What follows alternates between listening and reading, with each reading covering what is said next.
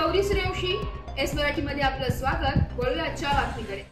मद्दिकुट्टा आणि चिंतरेवला नदी घाटावरून होणाऱ्या रेती वाहतुकीमुळे सिरोच्या कालेश्वर मार्गावर रोज तब्बल 50 ते 60 ट्रकांची रांग लागते। रस्त्याच्या दोन्ही बाजूंना ट्रक उभे असल्याने इतर वाहन चालकांना जीव मुठीत धरून वाहन चालवावे लागत आहे। त्यामुळे भीषण अपघातांचा धोका मोठ्या प्रमाणात वाढला असून स्थानिक नागरिकांनी प्रशासनाच्या निष्क्रियतेवर प्रश्नचिन्ह उपस्थित केले।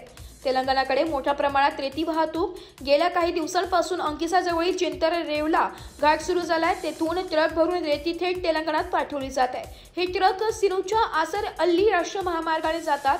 आधीच खराब स्थितीत असलेल्या या महामार्गाची अवस्था मोठ्या प्रमाणात बिघडत आहे। अनेक ट्रक क्षमतेपेक्षा अधिक रेती भरून जातात। चिंतलपल्ली गावाजवळील खाजगी धर्मकाठांवर वजन करताना अतिरिक्त रेती खाली टाकली जाते, मात्र ती रेती तिथे साठवून ठेवली जाते। या प्रक्रियेतून ठेकेदारांची मनमानी आणि नियमांचे उल्लंघन उघड येत असून शासनाच्या महसूल कोट्यावधी रुपयांनी बुडून असल्याचा आरोप नागरिकांनी केलाय।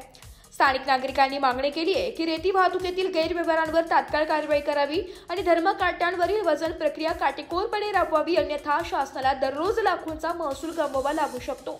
या प्रकरणी सिरोच्या तहसीलदार निलेश होणमौरे यांना विचारले असता त्यांनी सांगितले की रेती व्यवसाय नियमांच्या आधीच राहूनच सुरू आहे, मात्र कुठेही कायद्याचा उल्लंघन आढळल्यास कोणालाही सोडले जाणार नाही असा स्पष्ट इशारा दिलाय।